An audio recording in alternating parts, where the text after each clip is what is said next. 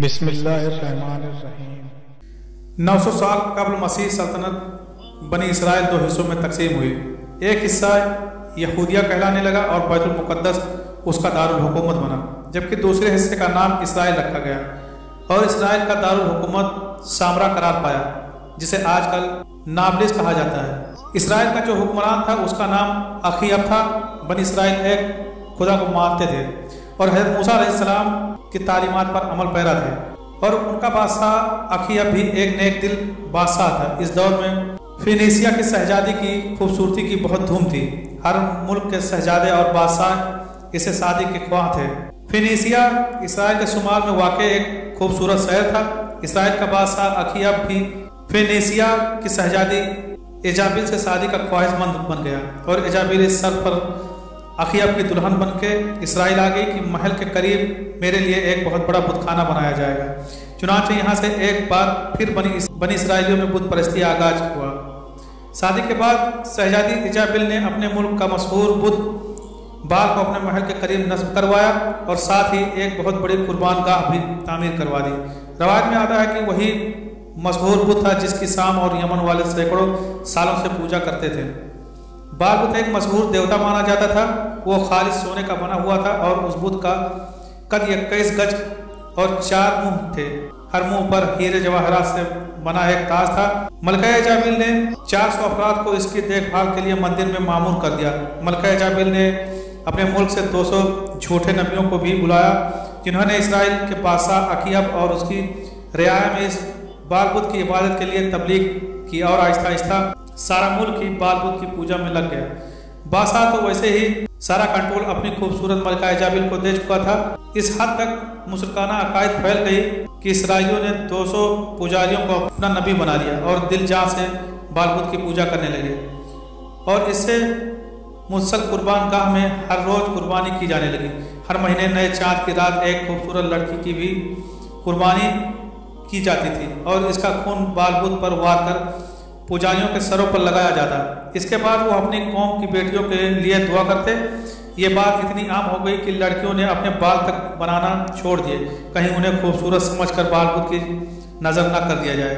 बस फिर अल्लाह पाक ने इन लोगों को दी हुई ढील ख़त्म की और अपने प्यारे पैगम्बर हज़रत इलियास अलैहिस्सलाम को इनकी तरफ मबूस फरमा दिया। बुत परस्ती और कुफ्र व शिर्क में गर्क इस कौम को राह रास्त पर लाने के लिए हज़रत इलियास अलैहिस्सलाम ने तबलीग शुरू कर दी। तारीख़ी रवायत में हज़रत इलियास अलैहिस्सलाम का सजरे नसब हज़रत हारून अलैहिस्सलाम से जा मिलता है। आप शहर जलआद में पैदा हुए। इंजील में आपको इलिया नबी के नाम से पुकारा गया है। तफसीर इब्न कसीर के मुताबिक आपका नस्बनामा कुछ यूँ है: इलियास अलैहिस्सलाम बिन यासीन बिन फ़खास बिन यजाज बिन हारून अलैहिस्सलाम। हज़रत इलियास का दौर हज़रत हजकील अलैहिस्सलाम के बाद और हज़रत अलियसा अलैहिस्सलाम से पहले का है। चुनांचे हज़रत इलियास अलैहिस्सलाम अल्लाह के हुक्म से बालबक शहर पहुँचे और दीन की तबलीग का काम शुरू कर दिया। ये याद रहे कि इस शहर का नाम बालबक भी बालबुत की वजह से पड़ा था। आज बालबक लेबनान का सबसे कदीम शहर माना जाता है। आज भी वहाँ पर खंडरात इस बस्ती की तबाही का मुँह बोला सबूत है। हज़रत इलियास अलैहिस्सलाम की तबलीग के बारे में अल्लाह पाक कुरान में फरमाता है, तुम डरते क्यों नहीं? क्या तुम बाल को पुकारते और उसे पूछते हो और सबसे बेहतर पैदा करने वाले को छोड़ देते हो, यानी अल्लाह को जो तुम्हारा और तुम्हारे अगले बाप दादा का परवरदिगार है? तो उन लोगों ने उनको झुठला दिया, सो वो दोजख में हाजिर किए जाएंगे। हाँ, अल्लाह के खास बंदे मुब्तलाए अजाब नहीं होंगे। और हमने बाद के लोगों में इलियास का जिक्र बाकी रखा। इलियास पर सलाम हो। बिलाशुबह हम नेककारों को ऐसा ही बदला देते हैं, बेशक वो हमारे मोमिन बंदों में से थे।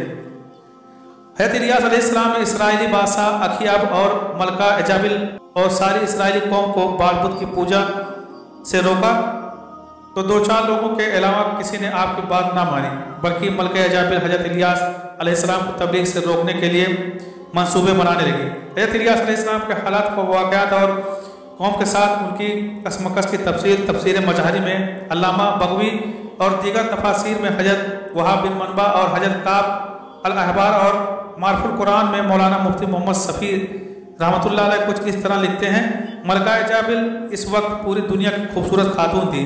चुनांचे उसने अपने हुस्न को वार करने का इरादा किया और एक दिन हज़रत इलियास को गिरफ्तार करवा कर जेल में बंद करवा दिया और खुद नीम अरिया हालत में उनके सामने बैठ गई। मलका इजाबिल एक खास किस्म का परफ्यूम भी इस्तेमाल करती थी कि जब भी वो किसी मर्द के सामने जाते तो उस परफ्यूम से वो अपनी जहनी हालत खो बैठता और पागलों की तरह इजाबिल के जिस्म के गिर्द घूमने लगता। लेकिन अल्लाह के पैगंबर हज़रत इलियास पर ना तो उस परफ्यूम का कोई असर हुआ और ना ही इजाबिल का हुस्न काम आया, बल्कि हज़रत इलियास ने इजाबिल को नज़र उठाकर देखा तक ना था। बस वहाँ भी कहते रहे कि तुम्हारे 200 नबी झूठे हैं और मैं अल्लाह का नबी हूँ और तुम्हें भी एक खुदा की इबादत की तबलीग करता हूँ। इसके बाद इलियास बेइंतहा अज़ियतें दी गई। कैद से रिहा होने के बाद आपको परेशान किया जा रहा था और जब आपको कत्ल करने का मंसूबा बनाया गया तो आप अलैहिस्सलाम ने अल्लाह के हुक्म से इफ्तिदारा गार में पनाह ली और अल्लाह पाक से यूँ दुआ की, ऐ मेरे माबूद, इसराइल पर शदीद कहर नाजिल फरमा, ये लोग मेरे पास बारिश के लिए भागे हुए आए। अल्लाह पाक ने आपकी दुआ कबूल फरमाई और 3 साल तक ऐसा कहत पड़ा कि बनी इसराइल के जानवर मरने लगे, अनाज खत्म हो गया और चरागाहें वीरान हो गई। हज़रत इलियास अलैहिस्सलाम अल्लाह ताला के हुक्म से अखीयब से मिले और उससे कहा कि यह अजाब अल्लाह ताला की नाफरमानी की वजह से है और अगर तुम अब भी बाज आ जाओ तो यह अजाब दूर हो सकता है। मेरी सच्चाई के इम्तिहान का भी ये बेहतरीन मौका है।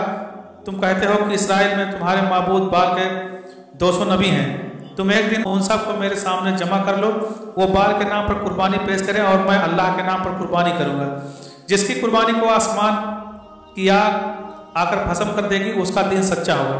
सबने इस तजवीज़ को खुशी खुशी मान लिया। चुनाचे कोहे करमिल के मुकाम पर यह इज्तिमा हुआ। बाल के झूठे नबियों ने अपनी कुर्बानी पेश की और सुबह से दोपहर तक बाल से इल्तिजाएं करते रहे मगर कोई जवाब ना आया। इसके बाद अल्लाह के नबी हज़रत इलियास अलैहिस्सलाम ने कुर्बानी पेश की जिस पर आसमानी बिजली गिरी और उसको लेकर गई। ये देखना था कि बहुत से लोग फौरन सजदे में गिर गए कि इलियास ही सच्चे नबी हैं। इसके बाद आप अलैहिस्सलाम ने दुआ की तो बारिश भी हुई।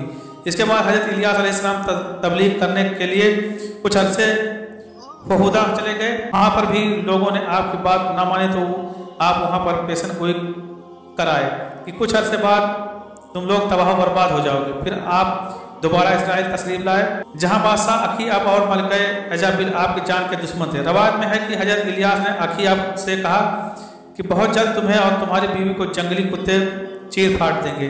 कुछ ही अरसे बाद बालबक को महलक बीमारियों ने घेर लिया जिससे बादशाह अखी की बहुत फौजी मारे गए और इसका फ़ायदा दुश्मन मुल्क ने उठाकर इसराइल पर हमला कर दिया और बालबक को तहस नहस कर दिया। बादशाह अखी अब अपनी मलका इजाबिल को लेकर जंगली रास्ते से फरार हो गया जहाँ रास्ते में उस पर हमला हुआ और बादशाह अखी अब और मलका इजाबिल पर जंगली कुत्ते छोड़ दिए गए।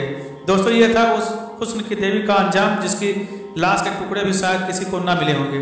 अब बात करते हैं इस सवाल की जो कि अक्सर लोगों के जहनों में है कि हज़रत इलियास जिंदा हैं या कि वफात पा गए थे। इस बारे में मुख्तलिफ मौरखीन और मुफस्सरीन की मुख्तलिफ राय हैं, लेकिन ज़्यादातर रवायत यही है कि हज़रत इलियास अलैहिस्सलाम जिंदा हैं। अल्लामा बगवी फरमाते हैं कि एक आतिशी घोड़े पर हज़रत इलियास अलैहिस्सलाम को आसमान पर उठा दिया गया था और वो हज़रत ईसा अलैहिस्सलाम की तरह जिंदा है। इसके अलावा अल्लामा सयूती रहमतुल्लाह अलैह ने इब्ने असाकर रहमतुल्लाह अलैह और हाकिम रहमतुल्लाह अलैह के हवालों से बहुत सी रवायत नकल की हैं कि जिनसे मालूम होता है कि वह जिंदा हैं।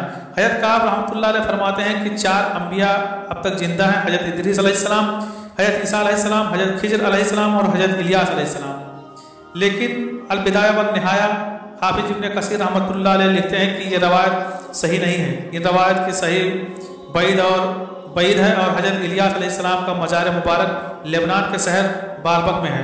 बहरहाल हज़रत इलियास अलैहिस्सलाम का जिंदा होना किसी मोतबर इस्लामी रवायत से साबित नहीं, लिहाजा इस मामले में सलामती की राह यही है कि सकवत इख्तियार किया जाए और इसराइली रवायत के सिलसिले में हज़रत सल्लल्लाहु अलैहि वसल्लम की तालीमात पर अमल किया जाए कि ना उनकी तस्दीक करो ना तकजीब। दोस्तों, इस वीडियो को अपने दोस्तों से ज़रूर शेयर कीजिएगा। आखिर में यह दुआ करते हैं कि अल्लाह पाक हमारे तमाम बहनों भाइयों को अच्छे और मुनासिब रिश्ते अता फरमा दे ताकि वो हमारे मुआशरे अमन व सकून की तरह कामजन हों, हम सब बुराइयों से दूर रहें और नेक अमल करने लग जाएं। अल्लाह पाक हम सब के हाल पर रहम फरमा दे और इस वीडियो के तमाम देखने वालों को जायज़ हाजात पूरा फरमा दे। आमीन या रब्बुल आलमीन।